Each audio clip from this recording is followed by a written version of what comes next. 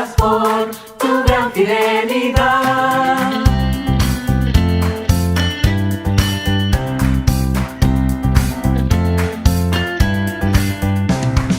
Gracias Dios por tu bondad, te alabo por tu majestad. Gracias por tu inmenso amor que envió al Salvador. Quiero darte gracias Dios por tu bondad. Gracias por tu gran fidelidad.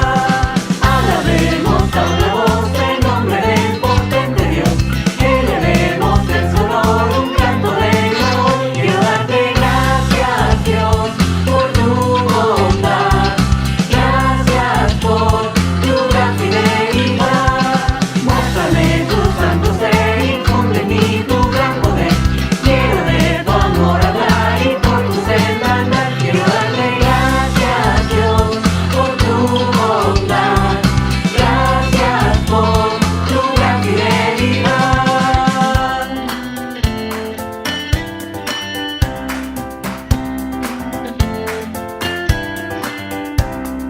Gracias Dios por tu bondad, te alabo por tu majestad. Gracias por tu inmenso amor que envió al Salvador. Quiero darte gracias Dios por tu bondad. Gracias por tu gran fidelidad. Alabemos a una voz el nombre del potente Dios. Elevemos el sonor un canto de amor. Quiero darte gracias Dios por tu bondad. Gracias por tu gran fidelidad. Muéstrame tu santo ser, infunde en mí tu gran poder. Quiero de tu amor hablar y por tu senda andar. Quiero darte gracias Dios por tu bondad. Gracias por tu gran fidelidad. Gracias Dios por tu bondad. Gracias por tu gran fidelidad. Hola, buenas noches mis hermanos. Yo soy Miguel Medina y tengo la oportunidad, más que la oportunidad, tengo el privilegio de compartirles el mensaje del día de hoy. Seguimos con la serie de formación espiritual.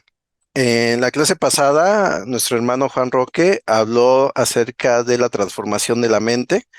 El día de hoy yo voy a continuar con esa parte de la transformación de la mente, pero vamos a ver el tema enfocado a la formación espiritual y a nuestros sentimientos.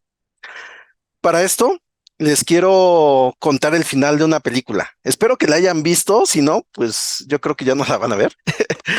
Se llama la película Un ángel enamorado. Está protagonizado por Nicolas Cage, Meg Ryan. Y la película a grandes rasgos se trata de un ángel que se enamora, valga la redundancia. Lo que plantea la película es que los ángeles no tienen sensaciones, no pueden sentir. Pero este ángel se enamora de esta chava y lo que quiere es sentir el estar con ella, quiere tener estas sensaciones. Entonces cambia su estatus de ángel con todo lo que implica eso, que es la eternidad, la cambia para volverse humano y volverse mortal. ¿Qué es lo que pasa? Pues bueno, está un tiempo con ella, lo está disfrutando y todo, ¿y qué creen? Que se muere la chava. O sea, creo que ni un día pude estar con ella. Entonces, cuando pasa eso, pues el ángel está triste y llega otro ángel a preguntarle lo siguiente. Le dice, de haber sabido que esto pasaría, ¿lo habrías hecho?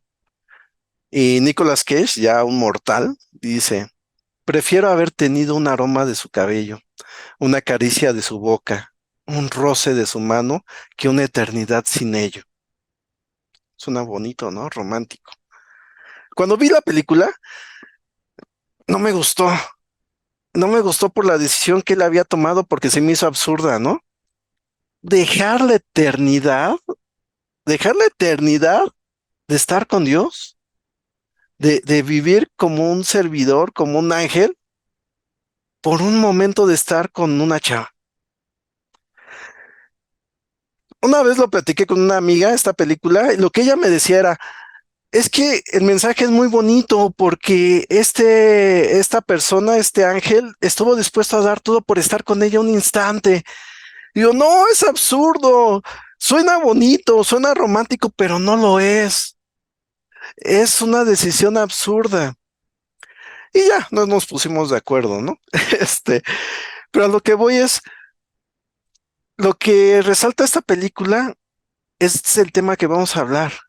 Cómo las emociones, cómo los sentimientos las podemos poner por arriba de todo lo demás, aunque sea ilógico, aunque sea absurdo.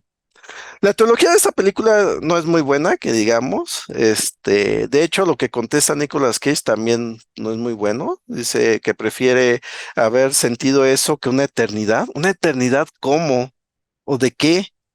Si lo que nos ofrece la Biblia es mucho mejor, ¿no? Pero aquí no lo maneja como que pues simplemente voy a estar vivo sin sentir nada. Y no, pero es una decisión absurda. Y esto de poner los sentimientos por arriba de cualquier cosa, es a lo que le vamos a llamar idolatría de los sentimientos. Y esta idolatría de los sentimientos es algo que ha impregnado nuestra cultura actualmente y que podemos detectar un poco en frases como las siguientes. Sigue lo que dice, sigue lo que dicta tu corazón, nunca se equivoca. Esta yo lo he escuchado en varias novelas de Televisa. Se de sigue lo que dicta tu corazón, si te dice que hagas esto, hazlo, porque es lo correcto. Otra frase dice, si lo sientes así, es lo correcto. Alguna vez esto me lo dijo una psicóloga en una orientación vocacional y yo le decía, oye, pero pues si yo siento la necesidad de agredir a alguien, entonces es correcto. Ah, no, por ahí no va el asunto. No, pero pues así se entiende, ¿no?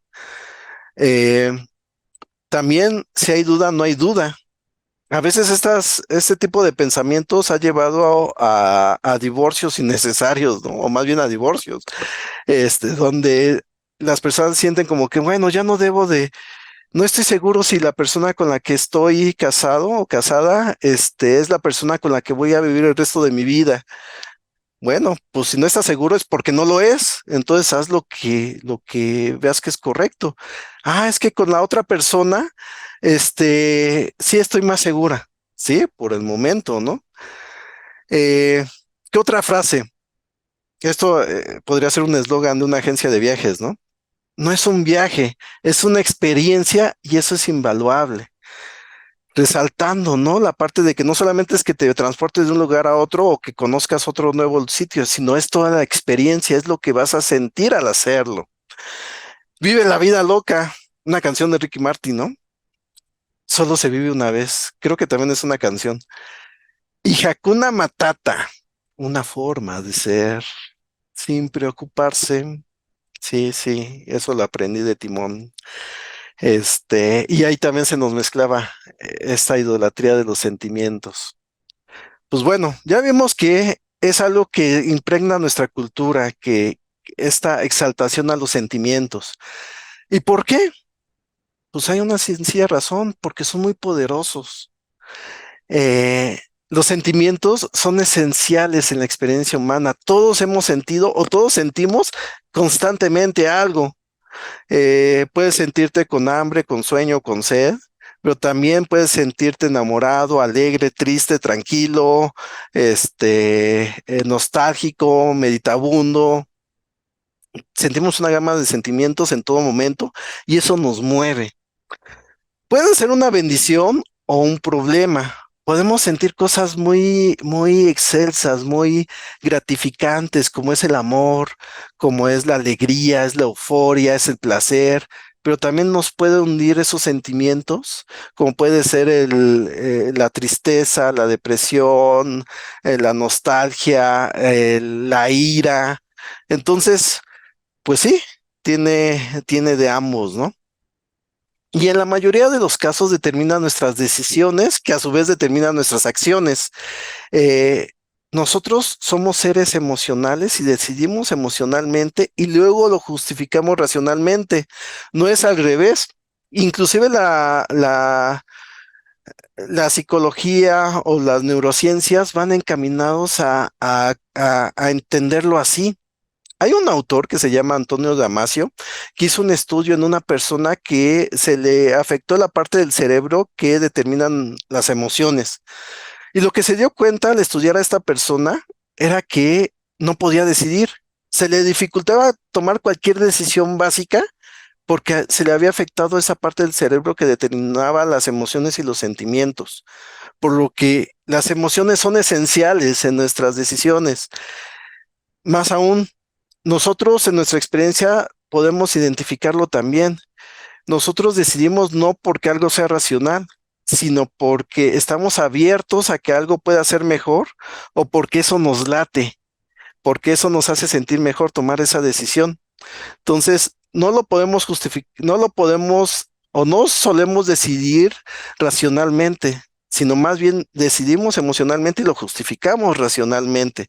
Como el ángel enamorado, tomó una muy mala decisión por querer sentir y después ya lo quiso justificar de que eso era mejor. No, no, no va por ahí. Por lo anterior, ya vimos el poder de las emociones y de los sentimientos. Por lo tanto, la formación espiritual los toma como un eje central en lo que estudia. Entonces, vamos a regresarnos un poco antes, ¿no? Para entender qué son los sentimientos. El definir los sentimientos es una tarea compleja, porque pues sí, no es tan sencillo. Entonces vamos a entenderlo de la siguiente manera. Los sentimientos es todo lo que sentimos, que son derivados de un contacto o un toque que puede ser tanto encantador como repulsivo. Una película, al verla, puede generarnos un toque que nos puede llevar a sentirnos, pues, conmovidos o repulsivos, ¿no? Como que, esta película no me gustó, pero mejor le cambio de canal o me salgo del cine. Es un toque que nos lleva a sentir algo. Ahora vamos a ponernos un poco más técnicos. Nosotros sentimos algo, cualquier, varias cosas o alguna cosa puede hacernos sentir algo y eso es a lo que le vamos a llamar emoción. La emoción es esta sensación que es intensa y breve. Cuando tenemos esta emoción y pasa por un proceso de interpretación del pensamiento, es cuando ya lo podemos denominar como sentimiento. Ya es cuando nosotros le podemos dar un nombre como, ahorita me siento alegre, me siento tranquilo, me siento enojado, frustrado o me siento enamorado. Entonces, ya que pasó por ese proceso de interpretación del pensamiento, ya es un sentimiento y es más duradero. Ahora bien, cuando ese sentimiento empieza a invadirnos en toda nuestra vida, en cómo percibimos las cosas en nuestro entorno, es cuando ya lo podemos llamar un estado de ánimo. Y es cuando pues, es como percibimos básicamente lo que nos está sucediendo. Si estamos deprimidos, vamos a ver todo como que pues, no tiene sentido, como triste, aunque no lo sea. Ese estado de ánimo nos va a invadir en nuestra percepción de las cosas. Ahora, para entendernos mejor, vamos a ver unos ejemplos de sentimientos. Son estos: el amor, alegría, temor, excitación, dolor, placer, soledad, nostalgia, irritación, celos, bienestar, satisfacción, compasión, deleite, frustración. No hay una lista completa de todos los sentimientos porque son muchos y con muchos matices, inclusive unos se derivan de otros sentimientos, pero bueno, para irnos entendiendo, pues estos son ejemplos de sentimientos. Ahora, ¿qué dice la Biblia acerca de los sentimientos? Es lo que vamos a ver el día de hoy y nos vamos a centrar en esto. En Gálatas capítulo 5 versículo 24 dice, los que son de Cristo Jesús han crucificado la carne con sus pasiones y deseos. Lo que aquí nos está indicando la escritura es que aquellos que son de Jesús, y esto ahorita lo vamos a aclarar o vamos a ahondar más profundamente, aquellos que son de Cristo Jesús ya han crucificado la carne. ¿Qué implica? Pues sus pasiones y deseos. ¿Qué es lo que buscamos todos los cristianos, no? Que aquellos deseos o pasiones, pasión hay que entenderlo como una emoción muy, muy fuerte que comúnmente en la Biblia se identifica más con el sufrimiento, pero que también puede ser este deseo muy grande de querer hacer algo. Este, pues bueno, cuando esto nos lleva a situaciones pecaminosas, nosotros queremos que ya no existan, que no nos lleve a pecar. Eso es crucificarlo. Suena fácil, ¿no? Y es lo que queremos todos nosotros. Pero ¿cómo lo hacemos? ¿Cómo hacemos cómo le hacemos para crucificar nuestras pasiones y deseos? Hay que entender varias cosas para esto. Una de estas cosas es de que no es buena idea querer controlar nuestros sentimientos enfrentándolos directamente, resistiéndolos o redirigiéndolos con el poder de nuestra voluntad. Tampoco es buena idea negarlos, reprimirlos o ignorarlos. Una confrontación a nuestros sentimientos, por ejemplo, si yo siento odio con respecto a alguien y no quiero sentirlo, por el simple hecho de la voluntad de yo ya no voy a sentir odio, no va a suceder. Nuestra voluntad no determina nuestros sentimientos, no funciona así. Eso hay que tenerlo claro. Entonces, si hacemos una confrontación directa, no va a funcionar, simplemente. Eh, Quienes se dejan dominar por sus sentimientos, en el fondo creen que sus sentimientos merecen ser satisfechos. Sus señores son los sentimientos ubicándolos en el lugar que no les corresponde. Veíamos que esto es parte de nuestra cultura actual. Exaltamos lo que sentimos, nuestros sentimientos, a tal punto de que es lo que nos domina, de qué es lo que está por encima, inclusive de la racionalidad, por encima de la espiritualidad, evidentemente por encima de Dios. Y ese no es el lugar que les corresponde. Los que son así tienen una visión de sí mismos diferente a la que Dios nos dio en su evangelio. Eh, la Biblia nos enseña a ubicar los sentimientos en donde deben de ir y dónde está Dios y dónde estamos nosotros. Entonces, cuando no le ubicamos en el lugar correcto, no estamos entendiendo la verdad del evangelio. Una escritura que está en Juan 8:34 dice lo siguiente: todo el que comete pecado es esclavo del pecado. Es claro, ¿no? Si tú pecas, eres esclavo del pecado. Y esto es lógico. En esencia nos damos cuenta que el pecado es algo que no nos va a hacer bien y que nos va a alejar de Dios. Si es así, pues lo más lógico sería no hacerlo. Pero entonces, ¿por qué lo hacemos? Pues porque es algo del cual nos domina, del cual somos esclavos.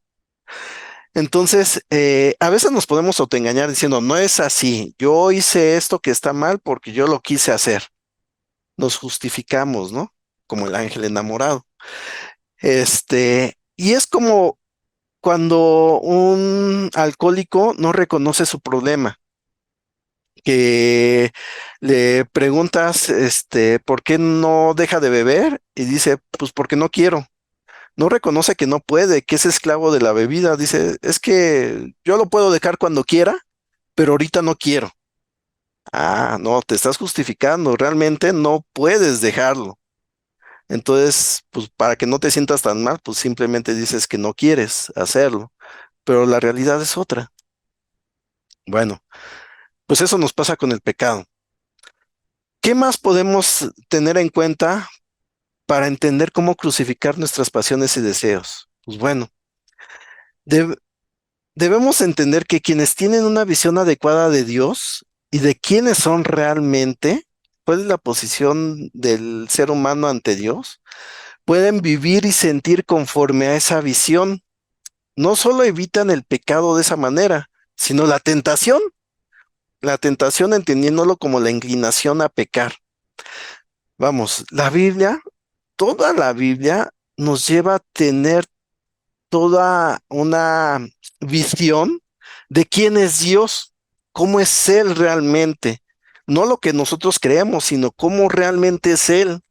Y cómo nosotros somos como seres humanos, débiles, pecadores, pues que sin Dios no quiere no podemos hacer más cosas, de una naturaleza caída. Bueno, La Biblia nos enseña a ver nuestra visión de cómo somos nosotros.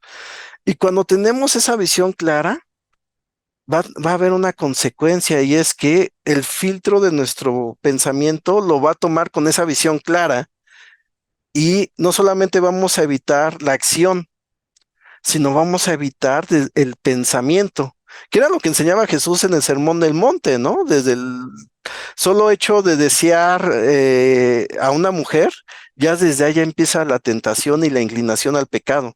Pues bueno, eso se evita cuando reconocemos quién es Dios y quiénes somos ante Dios.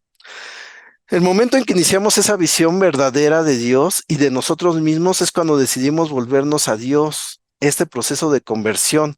No todos lo van a ver así, sino aquellos que realmente quieran verlo y que quieran tener una relación con Dios. Cuando nosotros decidimos tener esta relación con Dios, estudiamos la Biblia, los principios básicos y decidimos seguirlo, es cuando empieza esta nueva visión de quién es Dios y de quiénes somos nosotros.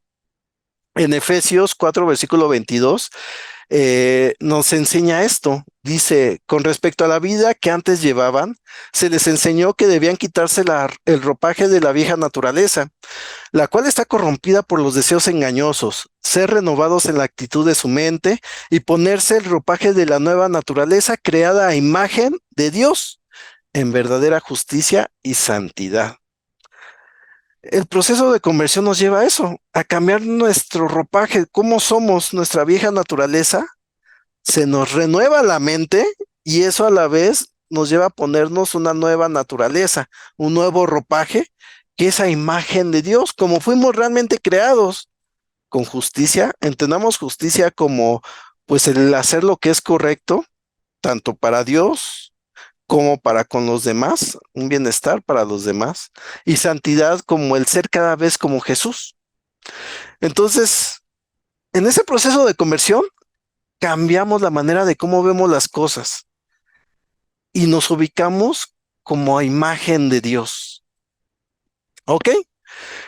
Creados a imagen de Dios, o sea, justos y santos. Esto es lo que reconocemos cuando vemos la verdad del Evangelio. Nos vemos a nosotros como imagen de Dios para que las emociones pasen por la interpretación del pensamiento correcto, que somos imagen de Dios, y posicionemos los sentimientos en el lugar indicado. Por ejemplo, ya no solo vas a querer dejar de herir a las personas o de caer en fornicación, sino que vas a desplazar los sentimientos que nos llevan a esos pecados, ese deseo sexual incontrolado o esa ira incontrolable, se van a desplazar, ya no van a estar ahí, o por lo menos no en los objetos incorrectos. Entonces, ¿se dan cuenta cómo tener una visión correcta de quién es Dios y quiénes somos nosotros moldean nuestro filtro que pasa para sentir lo que debemos sentir? Lo- la emoción, esas sensaciones las vamos a sentir, pero el filtro por el que pasan es lo que va a cambiar y es lo que va a determinar qué sentimiento vamos a tener. Es lo mismo que sintió Jesús al ser crucificado. Él pudo haber tenido sentimientos de venganza, de enojo, de rencor, y no fue así. Dice Hebreos que menospreció ese dolor. Más aún, cuando se da cuenta que no sabían lo que estaban haciendo aquellos que estaban perpetrando ese dolor, dice, Dios, perdónalos, no saben lo que hacen. Sintió compasión por ellos, por aquellos que lo estaban hiriendo, lastimando, torturando hasta la muerte. Pero ¿se dan cuenta cómo fue esa transformación? O más bien, ¿cómo es que él sintió eso? A través de un proceso correcto de la realidad, de la verdad, del evangelio. Y ese proceso es por el que nosotros debemos estar pasando al convertirnos en cristianos.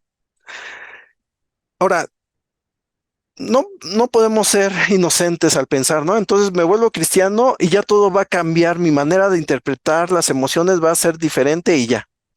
No, no es tan sencillo. No, las cosas no cambian mágicamente.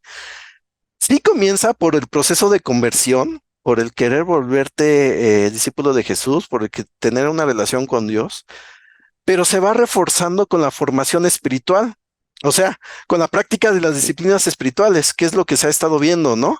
El orar, el estudiar la Biblia, el ayunar, el ser agradecido, el meditar, el servir, todas estas que son disciplinas espirituales van a ayudarnos a reforzar este filtro que de cómo vemos las cosas, de cómo es la realidad para sentir aquello que debemos sentir y cómo debemos sentir.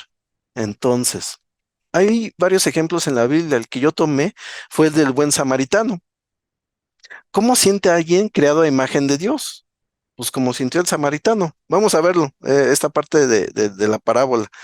Dice, bajaba un hombre de Jerusalén a Jericó y cayó en manos de unos ladrones. Le quitaron la ropa, lo golpearon y se fueron dejándolo medio muerto. Resulta que viajaba por el mismo camino un sacerdote, quien, al verlo, se desvió y siguió de largo. Así también llegó a aquel lugar un levita y al verlo se desvió y siguió de largo. Pero un samaritano que iba de viaje llegó a donde estaba el hombre y viéndolo, se compadeció de él. Se acercó, le curó las heridas con vino y aceite y se las vendó.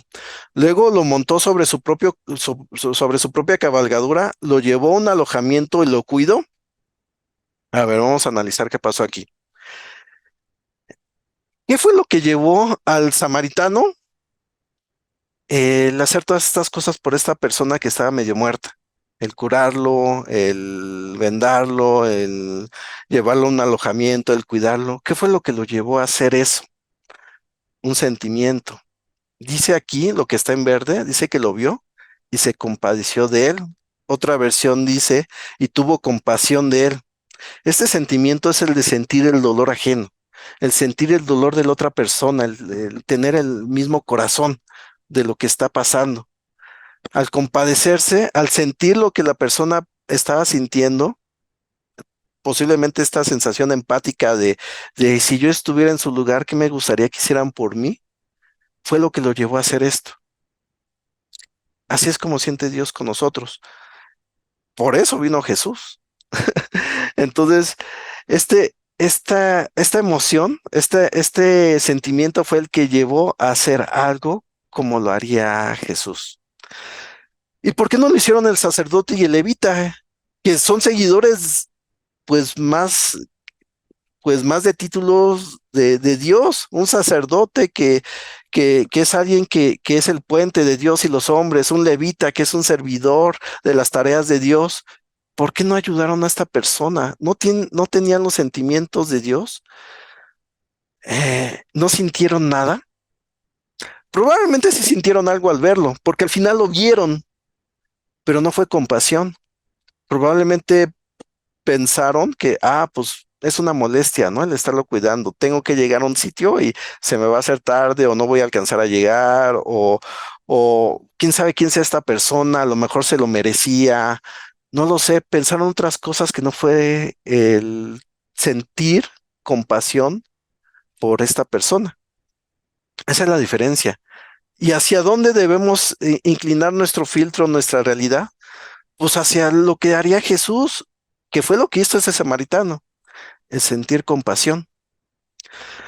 Ok, cuando nuestra realidad, o más bien cuando la realidad nosotros la percibimos como lo que es la verdad, que es lo que nos enseña las escrituras, es lo que nos enseña el Evangelio, podemos evitar ciertas confusiones de lo que son los sentimientos.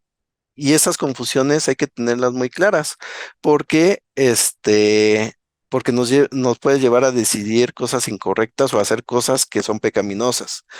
¿Qué confusiones son estas? Podemos confundir el estado con un sentimiento.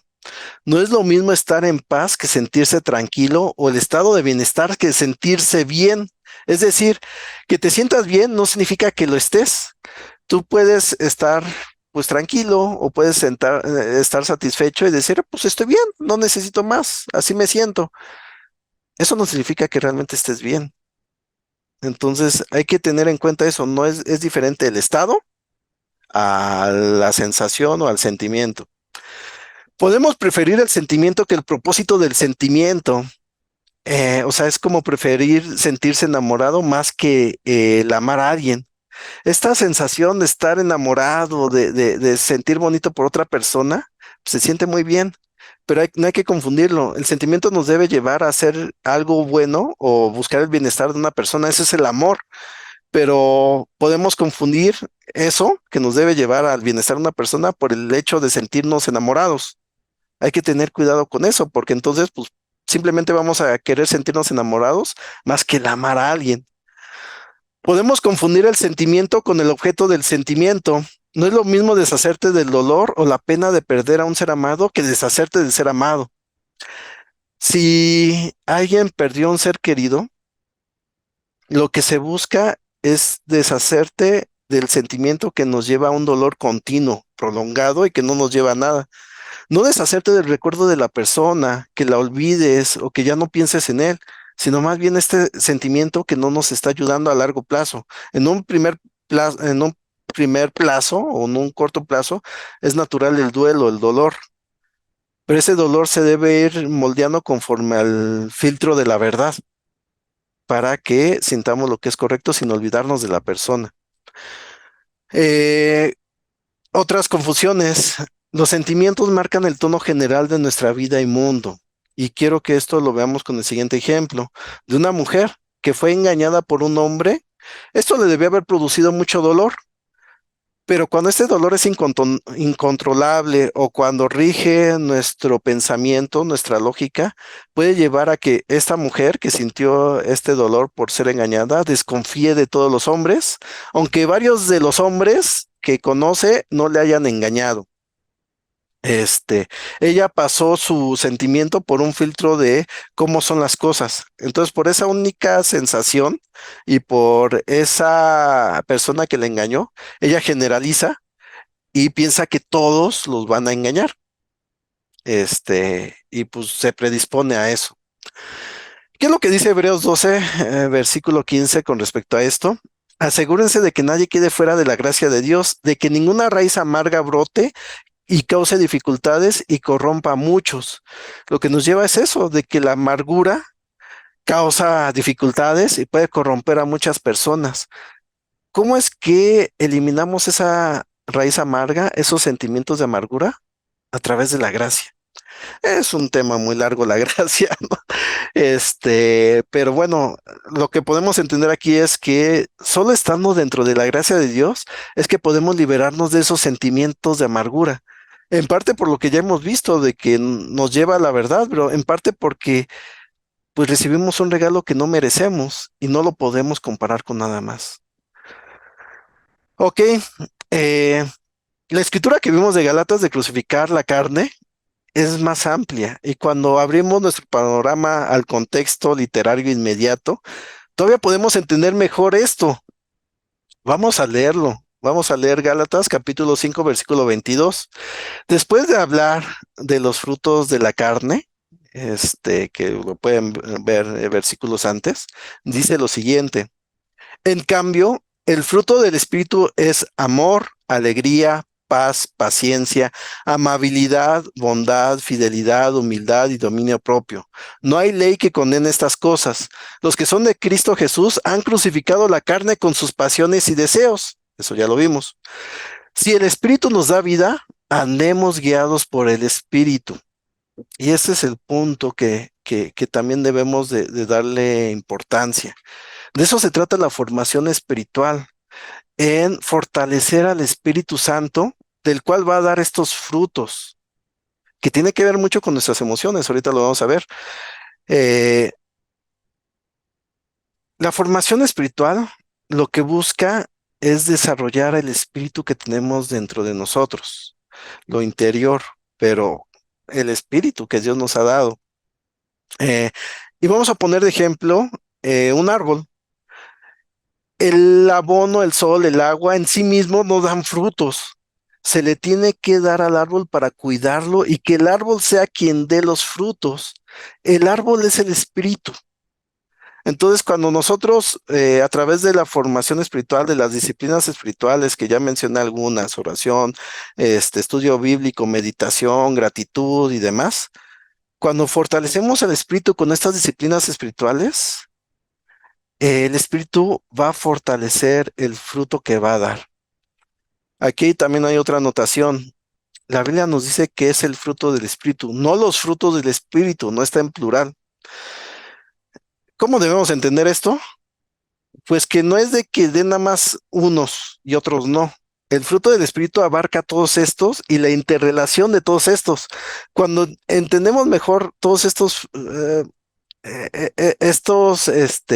frutos que son del espíritu, vemos que se relacionan y que es parte, lo da parte de una misma esencia, que es el Espíritu Santo.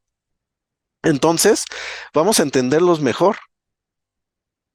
Eh, Va a ser muy breve, ¿no? Esto. Vamos a ver cada fruto y vamos a ver cómo se relaciona con nuestros sentimientos, cómo eso moldea nuestros sentimientos, este fruto del Espíritu Santo, y vamos también a verlo desde la raíz de la palabra. Recuerden que la Biblia está en griego, entonces nos estamos yendo a la raíz griega. Amor, que es del griego agape, al amor divino. Agape es el amor que viene de Dios. Es el tipo de amor que menciona Primera de Corintios 13. Es un amor, pues incondicional, es un amor que estás dispuesto a hacer lo que sea, como lo dice Primera de Corintios 13. Todo lo cree, todo lo soporta, todo lo espera, todo lo sufre. Alegría, que es del griego cara, es aquel reconocimiento de la gracia. Es cuando yo me estoy dando cuenta de lo que se me está dando gratuitamente. Me deleito. Vamos, no te sientes así por cualquier cosa, no es de que me dieron un chocolatito o algo. No, te están dando algo muy grande y gratuitamente. Eso es la gracia. Y cuando yo lo veo, eso es lo que me hace sentir. Por eso es alegría. Paz e Irene es el don de la plenitud de la totalidad. Es cuando algo está completo y eso te hace sentir pleno. Cuando todo tu ser está completo y dices, ya, aquí está. Eso es paz. ¿Se dan cuenta cómo se relaciona con los sentimientos? Paciencia, que es macrotumai, es ira prolongada, longanimidad. Cuando algo me va a enojar, pero lo dejo que no me enoje, que se prolongue para que no tome decisiones apresuradamente. Eso es paciencia. Amabilidad, del griego crestotes, apropiadamente útil o bondad útil. Es aquello que sirve de utilidad, que yo estoy dispuesto a servir o a hacer y que realmente es útil por el bienestar de otra persona. Eso es amabilidad en el griego. Bondad, agatosune, que es algo intrínsecamente bueno, sin más. Fidelidad, del griego pistis. Confianza, ser persuasivo divinamente, o sea, por Dios, es cuando nosotros estamos receptivos a que nos persuada alguien que es confiable, en este caso Dios. Entonces, cuando nos persuade, nos dice, haz esto. ¿Por qué? Pues porque ve cómo soy. Esa confianza de decir, va, está bien, es pistis, es fidelidad. También de ahí viene fe. Humildad, del griego prautes, que es apacibilidad, mansedumbre, es esta sensación de pues estar tranquilo y de dejar ir, como Jesús en la crucifixión, de que lo tomó como algo inferior, algo que no valía la pena que aferrarse. Eh, Dominio propio, del griego ekrakteia, es autocontrol que procede desde dentro de uno mismo, pero no por uno mismo. Procede de adentro, pero no por nosotros mismos, sino lo da Dios, lo da algo divino. Y también es una actitud. El tener el dominio propio es un don de Dios y es algo que nos lleva también a controlar nuestros sentimientos desmesurados. Nos lleva a poner lo que Dios nos dice que es correcto antes que nuestros sentimientos, y el dominio propio es aquello que también pone en su lugar a los sentimientos. Es importante también. ¿Se dan cuenta cómo el fruto del espíritu es algo eh, que afecta a nuestros sentimientos? Bueno, pues ya me prolongué mucho. Vamos a resumir lo que hemos visto. Si quieren quedarse con algo de esta clase, es esto. La visión verdadera de Dios y de nosotros nos lleva a ubicar y matizar nuestros sentimientos en el lugar correcto. Los sentimientos que nos llevan a pecar son crucificados junto con nuestra vieja naturaleza. El Espíritu Santo guía nuestro interior para sentir lo que Dios siente y se muestra con nuestras decisiones y actos. Y podemos fortalecer el Espíritu Santo dentro de nosotros con las disciplinas espirituales. Esto es todo lo que vimos. Pues listo. Muchas gracias y que tengan excelente noche. Hasta luego.